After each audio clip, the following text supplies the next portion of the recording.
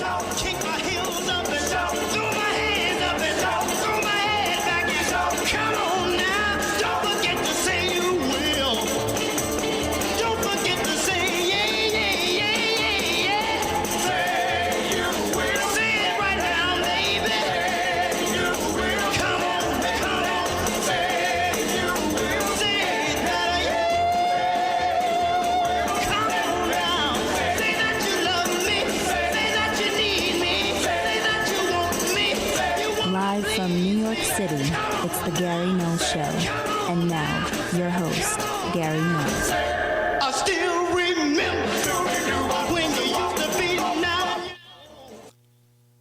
Hi everyone, I'm Gary Null. Today we're going to see how the keto diet can lead to flu-like symptoms during the first few weeks of the diet. University of Tasmania, which is in Australia, published in the peer-reviewed journal Frontiers Nutrition. What if the millions of people on the keto diet began to display flu-like symptoms and thought it was the coronavirus, and then flooded into hospitals that are already overburdened, emergency rooms, thinking, oh my goodness, I have this. We should know about these things, but we don't. You will today. A lot on the coronavirus and other topics of health and nutrition as well. We're also going to have a guest in the second part of our program, Branko, that's B-R-N-K-O, Marcetic, M-A-R-C-E-T-I-C, Marcetic, and he's in Toronto, and we're going to talk about why I believe that Joe Biden is the perfect candidate. I mean, he is perfection, 100%, for the right-wing corporate oligarchs, for the Democratic Party, the fascist party, well, they're both fascists, but the ones that pretend not to be, for Wall Street and the industrial complexes and military and pharmaceutical and energy and food, Monsanto, they love him. They couldn't find a finer candidate. So what is Branko going to tell us? We'll find out. He's a journalist at the Jacobin magazine, highly respected magazine, by the way. And he is also with the Leonard Goodman Institute for Investigative Reporting and a fellow at the In These Times. And he was also earlier a writer for American Prospect. He's originally from Auckland, New Zealand. And so that'll be an interesting discussion. Something that I can assure you Wolf Blitzer and others in the mainstream media who defend the corporate Democratic Party are not going to talk about. We will. Also today, we're going to show some and hear some video clips, and then from there, we'll be able to open the lines up for you to call in and give us your feedback on the issues that we'll be exploring with you in these clips. And they're going to be on a variety of topics. We have a lot of topics. For example, the hearing on 4G and 5G by just citizens of San Francisco. I think you'll find this of interest. And then one thing in particular, and that is meeting the global corruption's hidden players. They're everywhere. They're in every area of government, every area in business, every area of the media. They're everywhere. And we may be unaware of how we're being used and abused. This woman gives a very compelling talk in her speech before a TED group. Her name is Charmian, S-H-A-R-M-I-A-N, Gooch, G-O-O-C-H. So that's our show. We like to bring a lot of variety, always issues that empower people, every single time. And we start with, according to the University of Tasmania, a ketogenic, keto, K-E-T-O, genic, G-E-N-I-C, ketogenic diet can lead to several flu-like symptoms within the first few weeks on the diet. these symptoms peak in the first 7 days and dwindle after 4 weeks. They can be very severe in some people. And if you didn't know that, flu-like fatigue, nausea, dizziness, decreased energy, feeling faint, and heartbeat alterations all come from this. So before you ask yourself, am I experiencing flu or a cold? Do you have chills? Do you have an increase in your temperature? Do you have non-productive dry cough? Do you also have gross fatigue, fever? These are the things that you have to look for that can distinguish it. All right? Just sharing that information with you. And I'm opposed to the ketogenic diet because of what it does to the body. And we'll deal with that on a different program.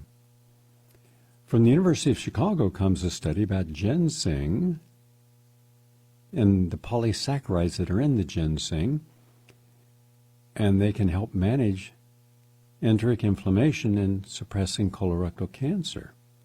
So according to the University of Chicago, ginseng is as we know, is a commonly used herbal medicine in treating various medical conditions. It is called adaptogenic, meaning it can adapt the polysaccharides to help from fatigue, to pain, lack of energy. It does all these things. And but they found that the polysaccharides in the ginseng are really good at helping regulate the immune system. And therefore, if you're a person suffering from defective immunity, which many people are at this time, and you have inflammation in the body, it can help that. So that's good. From Dezful University of Medical Science in Iran, cancer treatment complications can be prevented with topical sesame oil. Yeah. Chemotherapy-induced phlebitis is an inflammatory response to chemotherapy drugs that can cause vein damage and pain, and erythema, which is skin redness, fever and swelling at the site of the injection. It's one of the most common complications suffered by patients undergoing chemotherapy. And it can last for weeks or months and is usually treated with nonsteroidal anti-inflammatories. However, these drugs also cause unwanted side effects. So they started to look at some of the complementary methods and found out that sesame oil is a versatile natural product that's used for medicinal and cosmetic and culinary purposes. Numerous studies have lauded its excellent antioxidant properties. That means it's a good inhibitor of oxidative stress and consequently inflammatory disease. And in this case, they used it topically, and it made a measurable difference by substantially reducing pain severity. So that's good. So it can also be used for people suffering from phlebitis, and this was published in the Journal of Complementary Therapies in Clinical Practice. Sesame oil for pain relief. From the University of Bologna in Italy comes a study about the Mediterranean diet and how it alters in a good way your gut microbiome.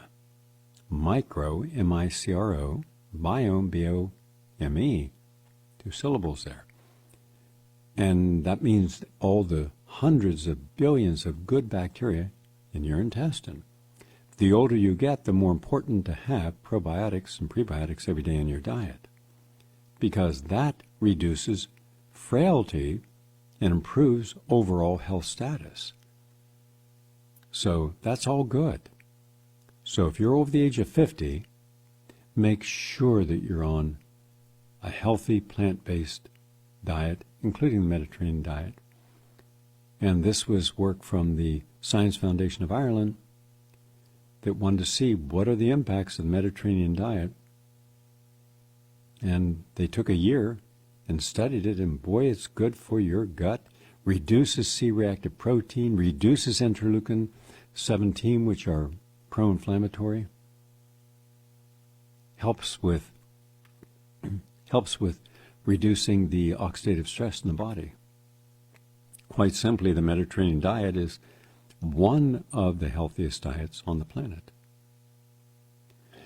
And also, the University of Alberta, which is in Canada, found that there's some really good outcomes using resveratrol.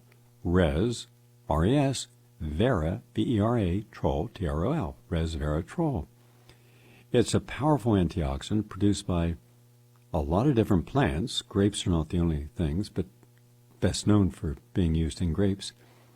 And the professor of pediatrics at the University of Alberta, who spent years studying the natural compounds in resveratrol, says that it increases exercise performance, it reduces blood pressure, it creates a healthier heart, and that also is good for treating diabetes. And this was published in the journal Diabetes. Can help lower your blood sugar levels. And when resveratrol is circulating in your blood, then that's good if you're pre-diabetic or diabetic. And it also helps with a healthier microbiome in the intestines. So, all good. Also, from McGill University, which is in Quebec, imaginary pain, or what we call phantom pain, could be caused by serotonin deficiency. What do I mean? Somatic awareness refers to a type of mindfulness that focuses on what happens to our body. More often than not, heightened somatic awareness is often accompanied by medically unexplained symptoms like headaches, nausea, constipation, itchy skin, fatigue, sore muscles and joints, and yet we've done nothing physically to cause that. This condition is also associated with illnesses like fibromyalgia, rheumatoid arthritis, and temporomandibular disorders. However, according to McGill University, the cause of heightened somatic awareness is unclear, which is why it's often chalked up as psychological or imaginary problems. Now, recent research suggests that the condition isn't so imaginary after all. A study published in the Journal of Annals of Neurology, a major respected journal, found that a deficiency of serotonin can be the reason why people experience heightened somatic awareness. The researchers likened their findings to the tale of the Princess and the Pea. Think of the fairy tale, The Princess and the Pea, S-P-E-A. And according to the lead author, Samar Khoury, the princess in the story had extremely sensitive emotions where she could feel a small pea through a pile of 20 mattresses. This is a good analogy of how someone with heightened somatic awareness might feel. They have discomforts caused by a tiny pea that doctors can't see or even know exists, but it's very real. So it's not all in the mind. Researchers from McGill University analyzed data available through their study and found that there were imbalances that caused this. So think of all the people who have chemical sensitivities. And you're thinking, what could you possibly be feeling? Nothing's wrong. And yet they're feeling something. Because these are the canary in the coal mine. And that's why they in particular should be on a detoxification diet. Cleanse the body and help reestablish a new homeostasis. And finally, extra virgin olive oil, the polyphenols in it, can help modulate a cellular pathway related to oxidant species and inflammation and aging. And this is from the University of Cagliari in Italy. So according to the university, when you're consuming olive oil, and of course there they consume a darker olive oil, greener, almost green-brown, and depends upon the area the olives are grown, whether it's a first virgin press, but I've been there and watched them actually press the oil. And I was given a little sample to take, and I drank it down. I go, whoa, this takes like, changing your oil in your car. This is really strong. You have to develop a taste for it, but it's extremely good for you.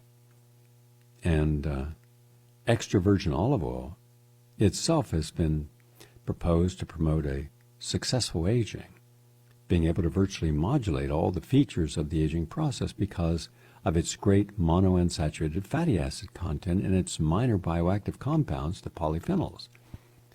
And those polyphenols are mostly antioxidant, anti-inflammatory compounds, meaning they will modulate abnormal cellular signaling induced by pro or bad inflammatory stimuli and oxidative stress, like smoking, drinking, stress, being in a environment. Now, it doesn't matter whether it's NRF2 or NFE2. These are all pro-inflammatory markers. When you hear about kappa light chain enhancer of activated B cells, which have been identified as important modulators of age-related disorders and aging itself. So let me take it from the scientific, like when we're talking about studies that show the ability of EVOO and phenolics, mainly the hydroxy, tryptosol, and trypsol, to activate the signaling. Let's just take away that for a moment, which people generally, unless you're a scientist or biochemist, wouldn't understand, and say, when I have a teaspoon of olive oil on my salad or in my, on my baked potato, I'm actually turning off the pro-inflammatory process. I'm turning down the flame on that stove. In the process of doing that, I'm turning down the destruction that inflammation will cause to my cells. Now, since the average cell is assaulted about 10,000 times per day per cell, that's how we end up prematurely aging the cells in our body. And oxidative stress, and mind you, don't try to say, well, how many different tumor necrosis factors are there, and how many interleukins are there, and how many, that's irrelevant. What's relevant is anything at all that can turn on inflammation in the cell is bad. Anything that can turn off inflammation is good. So a glass of green apple and lemon juice turns off inflammation. A cola turns it on. Alcohol turns it on, coffee turns it on, and a carrot juice turns it off. Eating a bagel turns it on, eating an apple turns it off. Eating a pizza, a hot dog, a hamburger turns it on, inflammation, and having a nice plant-based diet turns it off. So if you understand it's that simple, let's keep things Occam's razor. Let's keep it simple. Use the razor, cut through all the nonsense. The defense mechanisms go right to what the answer is. Simplicity. University of Wisconsin, a study about mold damage to your lungs, protective barrier, and how that can increase asthma attacks. Again, I'll make it simple, because this article, published by Professor of Pediatrics of Medicine and Medical Microbiology and Immunology at the university, published an article in Cell Host and Microbe.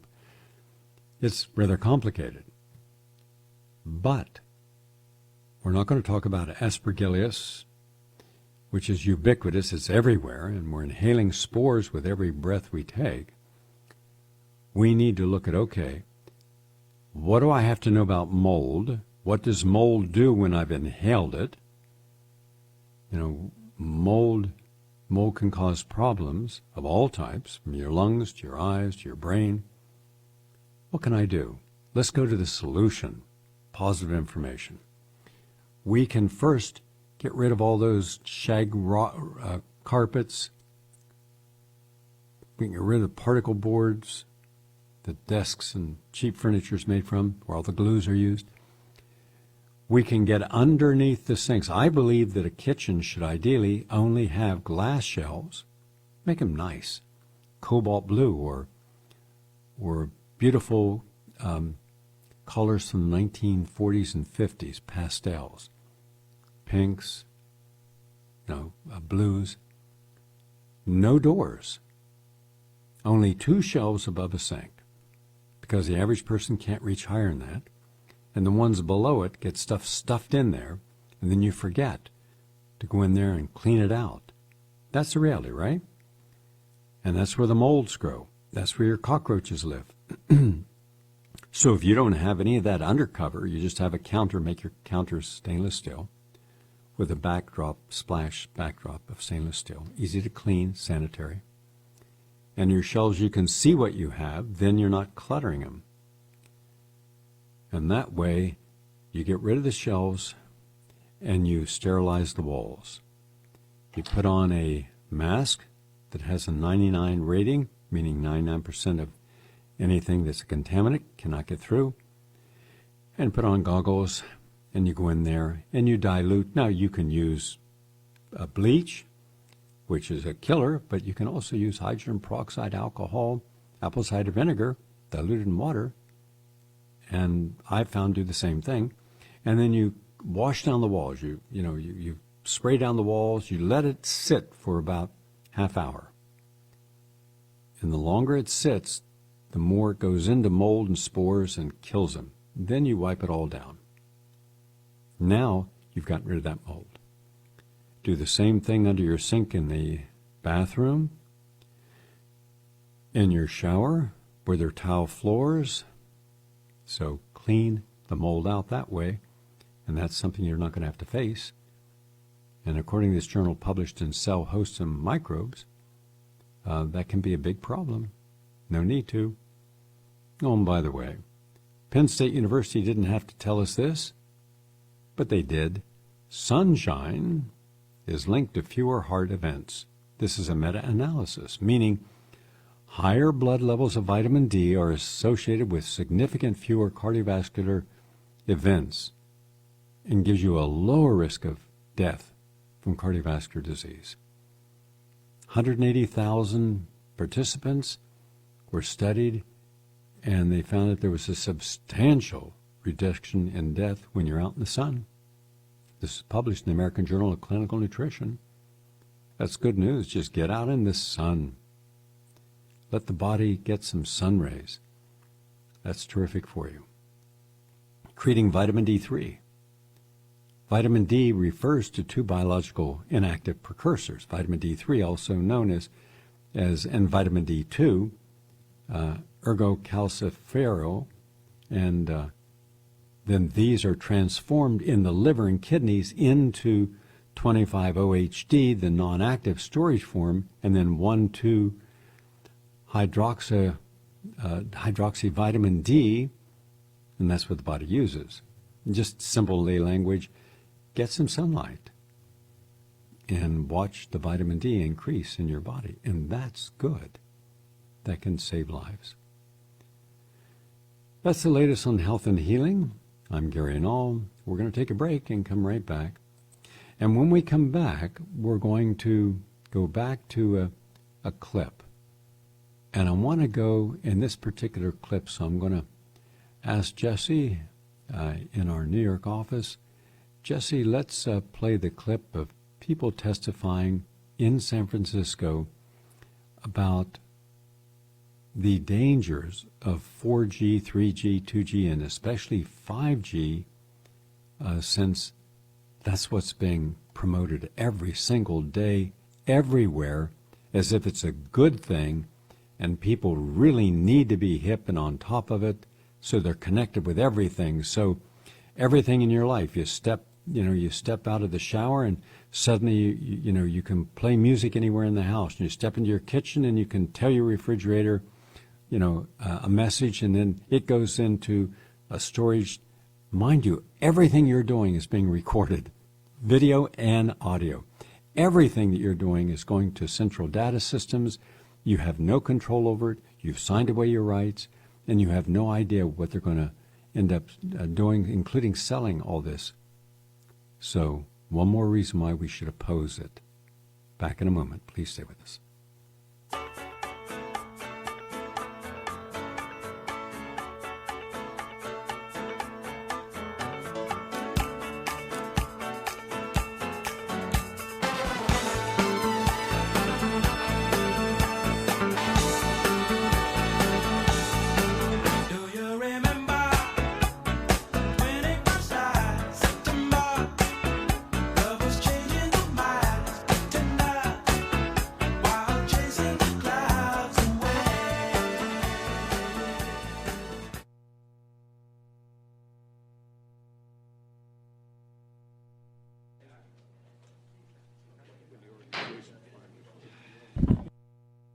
Evening. At the controls is the board's legal process clerk, Alec Longway, and I'm Julie Rosenberg, the board's executive director. I'd like to speak on a matter within the board's jurisdiction, but that is not on tonight's calendar. Is there any member of the public who wishes to speak on an item that's not on the calendar? Okay, please approach and identify yourself. Thank you. Oh, sir. Yeah, you could hand this to Mr. Longway. Thank you. Good evening and welcome.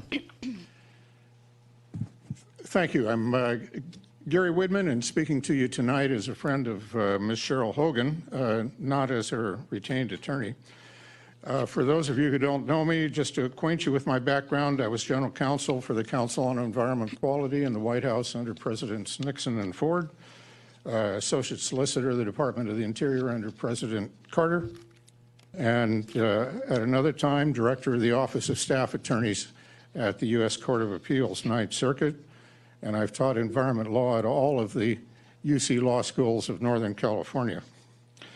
Last fall, you rejected Ms. Hogan's appeal when she asked disapproval of a small wireless facility to be installed that was installed 12 feet from her window. She provided you a binder of peer-reviewed scientific evidence that was compiled by San Francisco Public Health Director Aragon's other boss, Dr. Moskowitz in UC Berkeley.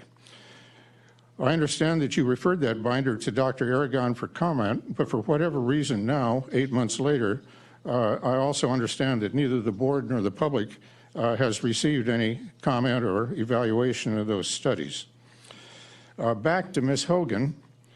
Shortly after installation of the facility on or about November 20, she became ill and was diagnosed with a fast-growing brain tumor, a glioblastoma, the same type of tumor that killed Ted Kennedy, John McCain, and Joe Biden's son, Beau.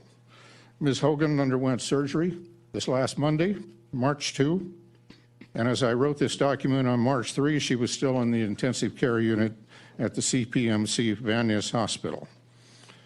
All her friends have our fingers crossed. So my first request is that, for the love of God, help provide some humanitarian help here.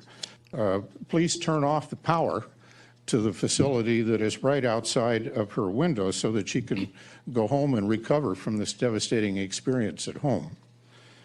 And second, we would ask that you remove this facility entirely, since it is almost certain to promote the growth of her brain cancer so long as she resides there.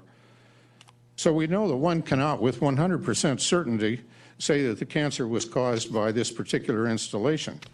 On the other hand, 30 seconds, 30 sir. seconds, sir. that's 3 minutes. 30 seconds more, sir. Probability is that it was caused by that particular installation, and investigation, I think, would verify that. There was a chance, you had a chance to make a decision. At the time, you were told that the World Health Organization classified this as a possible carcinogen. And at this point, Thank you, sir. Your time we is up. asked for humanitarian help for this woman and you, sir.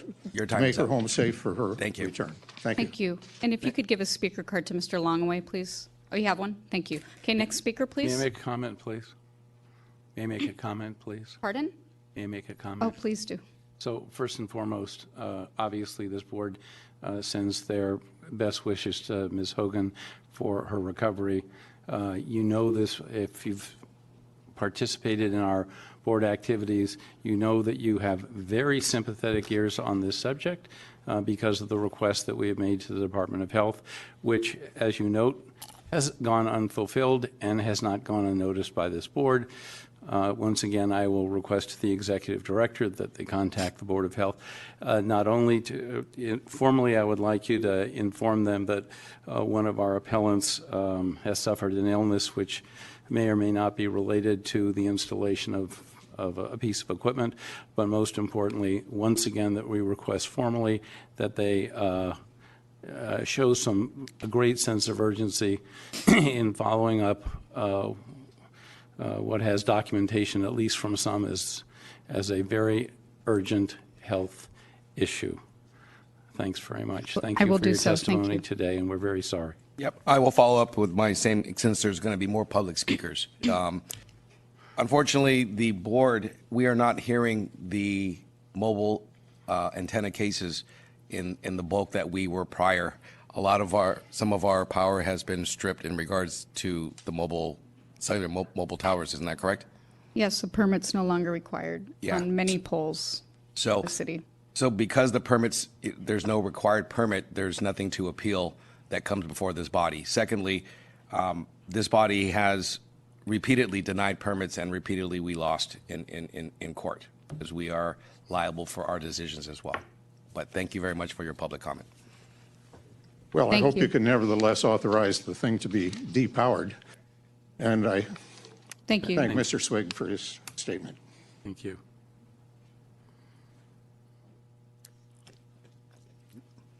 Welcome. Next speaker. Talk to you a little bit about the science, because I have more sympathy than some for the fact that Tomas Aragon has taken a long time to get this done because he's been so tied up with the COVID-19 issue set. And there's an overlap here I think it's worth looking at. Since we're aware here, I think all of us, from Cheryl's work, for one, that the United States government's National Institutes of Health, particularly the National Toxicology Program, has affirmatively determined that there's a direct causal relationship between this radiation type and the formation of glioma cells, the root cells of glioblastoma, the very phenomena that Cheryl's now dealing with. And because we also know, and there's plenty of study information on this, that there's an immunological impairment that results from this exposure. It's suggested by me, and I hope you'll take a look at this, that, and I hope Tomas Aragon will take a look at this, that in light of the fact that the city and county of San Francisco has declared a health emergency over the COVID-19 issue set, and because there's good reason for that, the idea that we're now going to be spraying the entire city and all of its inhabitants with something that we know is going to have immunological impairment seems to me to be so unwise that we just go to whatever forum we can possibly reach. And I heard what Mr. Honda said about the limitations of your powers, but on the other hand, we're just citizens here trying to make the best presentation we can and to supply you with the best information we can. Certainly Cheryl's thick binder, which you have, has a lot in it. And so the central idea that I'd like to get, well, one other thing I want to say. We have all, every one of us, including me, been conned. And to find out what I mean by that, please do take a look at the March 29th, 2018 edition of The Nation magazine. There's an article there, How Big Wireless Convinced Us that Cell Phones Are Safe, which articulates the work of Dr. George Carlo, who was originally retained by the Cellular Telephone Industry Association and then basically kicked off by them after he determined in the mid-90s that it was in fact carcinogenic. And that has been long since covered up in that article. Again, the March 29th, 2019, excuse me, I said 18, I think. Oh, it is 18. Edition of... Those are just a few of the voices. I commend them. I commend any citizen activists who are concerned enough to go to a hearing, but you have to do more than a hearing because you do not know the hidden agendas of those people who are listening to you. They have to. It's mandated by their laws that they must listen to you. That then how often do they have hearings, including in Congress, where truth comes out and not a single thing is done in a positive way to ameliorate the problem? That's why you have to take that information and spread it. That is why on Monday I will be presenting the most comprehensive, in-depth investigative report on 5G. And this will be the 6th article that we've written, and it is a really strong one. And I'm quoting verbatim from people that we've interviewed around the world, the greatest experts, and share that with everyone you can, and including using it because all of our information is vetted by lawyers and by scholarship so that you can trust the information and get it into the record. Send it to your legislators in Congress, to your city council members as well. In a moment, we're going to go to some more clips, including a philosophical one, and then in about 5 minutes we'll go to our guest to talk about what you didn't know about Joe Biden. But I was given a call last night and told that people are having a hard time finding vitamin C anywhere. People are gouging on prices, taking advantage of people's fear, but at the same time taking advantage of low supplies of things. And when I was hearing the prices and the problems, I thought, okay, well, we at least are going to offer something I believe will make a difference. Interesting, because for 2 years I created a product that I thought was one of the best products I've ever created called Immune Stuff. Nobody was interested. Turns out we weren't even selling 1 jar a week, so we discontinued it 2 months ago. So boy, would it be nice to have now. But we don't have it now. I did get it reordered, but it'll take probably about 6 weeks to get it back in. I've come up with a new package today called Love Your Immune System. You're going to save $89 on it while it lasts. But we have put together what I believe are some of the best things that right now you should have in your body every day. And here's what is included in Love Your Immune System. And it's specific. First of all, we have garlic. And not just any garlic. I'm going to go through what we have. In our garlic, you have 500 milligrams of garlic, concentrate, aloe vera, ginger, onions, and cayenne. That's pretty good. All right? In and of itself, that's terrific.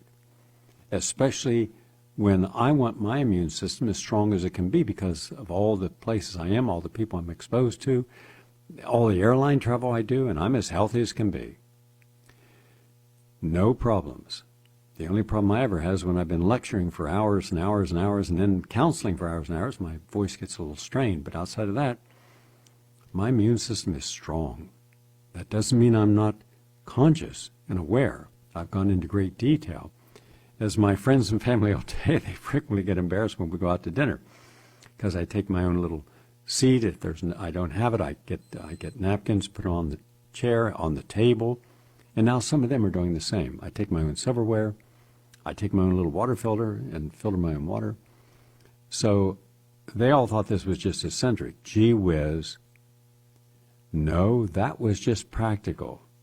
You have no idea what it's like when they're waking up in the morning. I'm just laughing my ass off at my brothers and my buddy, Jerry Krupman, because they're laying in bed, rushing in with diarrhea, sick and vomiting. And so that's all I had to deal with all morning. That wasn't pleasant. But I was just laughing at them because I said, who said don't eat in this, Dominican Republic restaurant, the #1 restaurant, because I went in and checked the kitchen and there was no electricity that day and all the refrigerators were open and the food was out. But you said, no, it'll be all right. Well, that was a lesson that was painful for them to learn. Simple things. Simple things. So garlic with aloe vera and ginger and onion and cayenne, yeah, it's the first product. But then supremacy, high potency, bioflavonoids, buffered mineral ascorbate, cherry. And I decided to use the one that's chewable because I want people to take a handful of these in the morning, put it in a pocket or a purse or whatever you're carrying it in, and throughout the day, about every 2 hours, chew some of these. All right? You're getting selenium in there. You're getting the ascorbated magnesium, ascorbated potassium, ascorbated acerola cherry. This is a superstar. Okay? And you got it throughout the day. So supremacy chewables. That's the second thing in this package. Cruciferi, cruciferous vegetables. And this contains your apple fiber, cacao, spinach, apple pectin, beet juice, broccoli, kale, chocolate, parsley, turmeric, stevia, carrot, watercress, celery, cabbage, collard greens, and Brussels sprouts. Now, all those have something in common. They're rich in phytonutrients, and they're rich in indole-3 carbanols like broccoli, and rather than the green stuff, for right now, for loving your immune system, I want cruciferi in my body. If fact, that's what I'm traveling with right now. So that's the third thing in here. Then I also want to stimulate and be good to my immune system by giving it red stuff. What's in red stuff? Well, if you didn't look, it's watermelons and cherries, strawberries and blueberries, raspberries and apples, grapes and bananas, pomegranates and papayas, prunes and acerola, goji berries and cranberries, acai and bilberries, grapeseed extract. Yeah. You don't get more phytonutrients than that. And boy, you look under phytonutrients. Google phytonutrients and immune response. All right. And finally, heavenly aloe. This is the big one. This is the big bottle, the whole leaf aloe vera, natural cherry. And this has got the best form of aloe. That is the barbadensis leaf. And it's grown down in the Rio Grande Valley of Texas, a certified organic farm, about 1,500 acres. It's cut by hand, goes right into a small factory where it is washed and then it's crushed so that all the nutrients and the polysaccharides in the whole leaf are brought out, but the alanine, which can cause diarrhea, is taken out and thrown away. It is set in quarantine for a week, and then after it comes out pure, then the rabbi comes in and it's rabbinically supervised, and that's where we hand add the Siberian ginseng and the gotu kola and the wild yam and the ginger and peppermint and all the other herbs that go into this. So if that's not enough to love your immune system at this time, for people who are fully aware, and I make no claims, you're smart, you'll understand.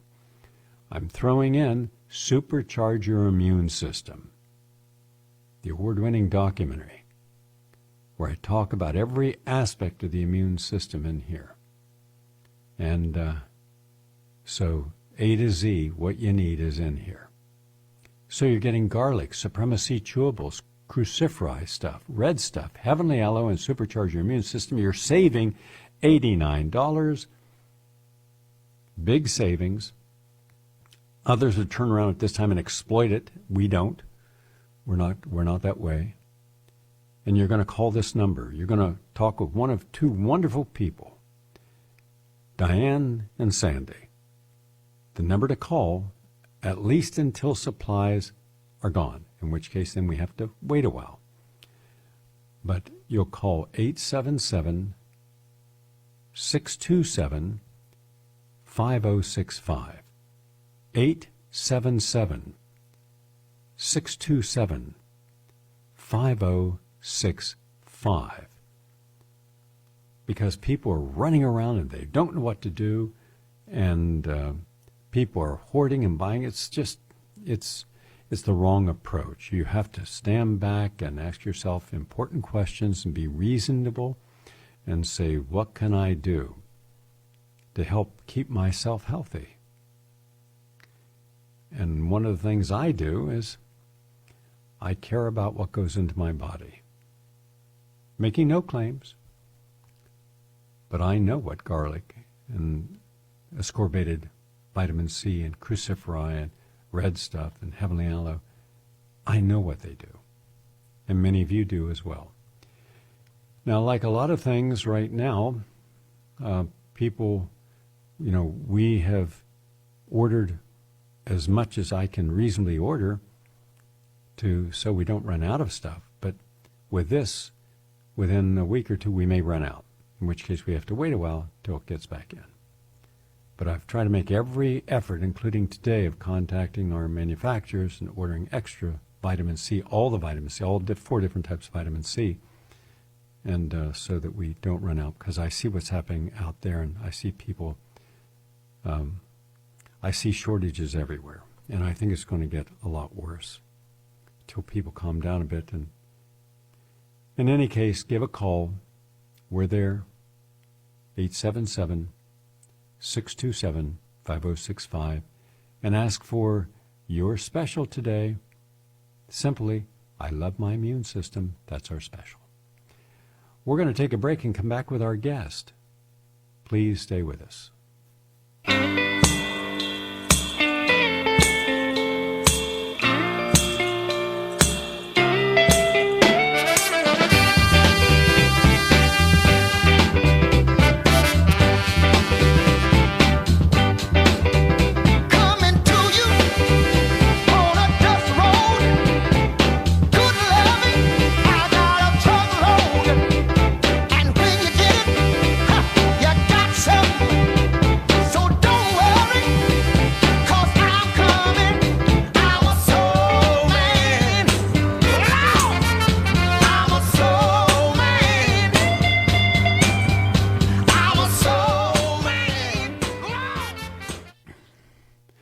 Nice to have you with us, everyone. I'm Gary Null.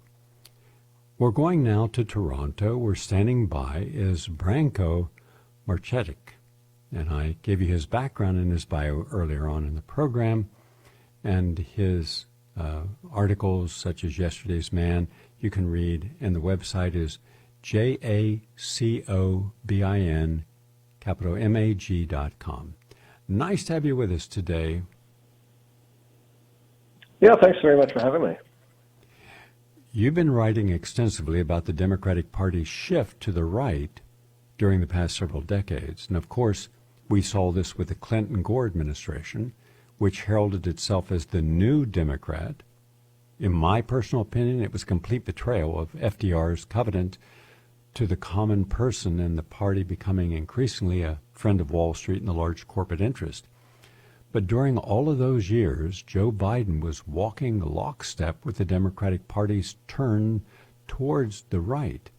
Now, being a legislator of Delaware, he has always held an allegiance to the credit card industry, notably the MSBN, which is one of the largest credit firms in America. And during our recent Democratic primary season, Biden seemed to be out for the count, and yet a party-wide effort, the media-wide effort, was initiated to resurrect him, which should confirm our suspicions that Biden is the party's perfect candidate to sustain the right-wing position, the neoliberal position.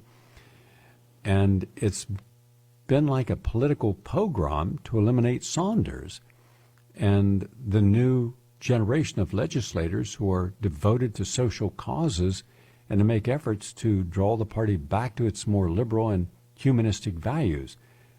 So I'd like you to take your time and share the evidence that would convince us that Biden is the perfect candidate for the Democrat corporatocracy, for the military-industrial complex, for the banking complex, for big agri complex, for big energy complex, privatization education complex, and is the last person that we should consider to prevent, interventions in around the world, and take it from there. The forum is yours.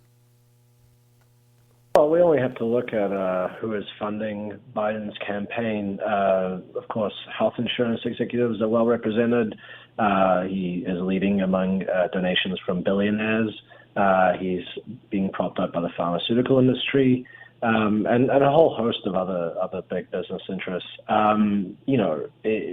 Do we really believe that all of these various industries are giving Biden money because they believe that he's going to do anything that will fundamentally change the way that the economic system works in the United States and that will run contrary to their profits? I mean, of course not. In fact, Biden himself told a group of donors, I believe last year, that under his presidency, quote, nothing will fundamentally change. So Biden is the candidate of the status quo, the exact status quo that has not worked for people for so long and led to Trump in the first place. It's ironic that Biden is running on a public option, for instance. That's his big healthcare plan this time. And everyone points to it and they say, well, Joe Biden is probably running on the most progressive platform that any Democrat has run in at least for decades. And, on the face of it, this is true. But what are the chances of him enacting that platform? What are the chances that he would actually fight for that platform? Isn't something that he's just slapped on his campaign website. I mean, the public option, for instance, was vehemently opposed by the very industries that are now funding Biden's campaign. When Obama was president and then Biden was vice president, they launched a very well-funded, concerted campaign to smear the public option in the exact same sort of ways that and sometimes using almost the exact same rhetoric that Biden is now using to attack the idea of Medicare for all. But even if we go beyond his funding, if we just look at Biden's entire career and his entire approach to politics, what he's done, how he strategizes to get things accomplished. I mean, Biden in 1978, that was his first re-election, learned a very important lesson that he carried over to the rest of his political career, which is that after running a economically populist campaign in 1972 and winning, by 1978, there was a conservative turn in the country, perhaps best epitomized by the taxpayer revolt of that year, where you see California and in several other states pass these anti-tax measures that basically just make it more difficult to raise taxes in the state. And at the time, there was a Wilmington newspaper that noted that 1978 may well be shaping up to be the year of the conservative. Biden looks at that and he lurches way to the right, runs on a program of fiscal conservatism, calling for a massive tax cut, calling to eliminate federal programs every 4 years unless they are specifically reauthorized as a way to sort of keep spending down. And this continues into the 80s when Reagan wins these two big landslide victories. That really sends a scare through the spines of people like Biden and Democrats of that generation. And Biden basically goes around the country and he lectures people that it's time for the Democrats to turn right. It's time for Democrats to stop thinking about all these various diverse constituencies that represent the party. African Americans, Latinos, poor people, LGBTQ people, feminists, that kind of thing. Forget about all those people. Forget about organized labor. What has to take priority now is the conservative suburban voters that Reagan had built his victory on, and that became the sort of Republican base. And Biden insists, when Reagan wins, he says, well, you know what? Reagan's victory actually lines up a little bit better with the budgetary thrust that a guy like me has been going in. Maybe I could actually get a lot of things done here. He votes for Reagan's 1981 tax cut for the rich, which ironically balloons the deficit for someone who is so concerned about the deficit and government spending and everything. Biden increases the deficit. He helps increase the deficit, and then he votes for Reagan's 1981 budget, which throws hundreds of thousands of people off government programs that they required to live and survive, cuts healthcare facilities for people, it leads to decline in public health in the United States that continues for decades after that. He calls for a spending freeze that will hit every program in the federal budget, including Medicare and Social Security. He calls for a spending freeze that is even more aggressive, in fact, than Reagan himself. And he, at the same time, as this is happening, as he's lecturing the party to move closer to his point of view, there's a corporate-funded effort among the Democratic Party to shift the party closer to the center, to make it more friendly to business interests, more friendly to the kind of politics that Reagan was espousing. A guy called Tony Quello becomes the chair of the DCCC, which is a sort of fundraising arm for House Democrats, and he opens fundraising up to big business, an interest that he says were kicked out before by the party in the 70s. He opens up, beyond that, there's the DLC is established, the Democratic Leadership Council, which Bill Clinton was the chair of and built on to become president. Biden tours with this group, mostly dominated by Southern white men, and this is when he does his lecture tour, telling the Democrats they have to abandon their core constituency and move to the right. In the 90s, as this conservative turn becomes even more pronounced and strong, as the right-wing Republicans gain more power in Congress, as the U.S. political system is increasingly infected by money and the influence of money, and Biden himself, by this point, is a prolific fundraiser. Biden spends all of the 90s basically pushing Republican goals. This is the ugly truth of Biden's vaunted skills of getting things done in Washington, which is that in reality, he's not getting things done that are progressive, that are traditionally Democratic concerns, Democratic goals. He is getting things done that are right-wing Republican goals. And it's only because it's in the service of Republican goals that he can actually get Republican buy-in on these things. So you see him pass the 1994 crime bill with the help of Republicans, because of course Republicans want tough on crime legislation. They want more punitive policies. They want to put more people in jails and have more people executed. He pushes for welfare reform, which was one of the central planks of Newt Gingrich's Contract for America. Literally the year before this, in 1995, Biden says to a group of Democrats, I was going to retire. I was going to call it a day. You know, I've been in the Senate for 23 something years, and I figured this was time. But then these Gingrich Republicans came in, and they got me fired up, and I want to fight them. This Contract for America, it's terrible. It's only good for rich people, and I'm feeling energized. I'm going to wall up these guys. And a year later, he pushes welfare reform, one of the central planks of that Contract for America. At the same time, he votes 3 years in a row, 1995, 1996, 1997. For the balanced budget constitutional amendment, which would have made balancing the federal budget a constitutional mandate every single year. And if it was not able to be done, then it would have required either a tax raise, or which would have been very prohibitively difficult to get under this amendment, or massive cuts in federal spending, massive cuts to these programs. Would have warned by 1,000 economists in a letter they signed that this would imperil the country in a time of recession or depression, make it harder to deal with these things, make the recession deeper and more harsh for the people. Biden admits he knows that it's terrible legislation. He says that it's wrong. And again, it's also another plank of the Contract for America that enraged him in 1985. And yet he votes 3 times in a row on the amendment. By 1 and sometimes 2 votes, falls short of actually passing. We might think of now as the world careens into this crisis over the COVID-19 pandemic, what that would have meant for a response to public health crisis of this scale if Biden and the rest of Congress had succeeded in actually passing that legislation. This goes on into the 2000s. Biden's pushing of the bankruptcy bill at the behest of MBNA, his campaign contributor and the credit card company, to make it harder for middle-class families to get rid of their debts, to discharge their debts, to declare bankruptcy. Of course, passed under a Republican president. He couldn't pass it under a Democratic president.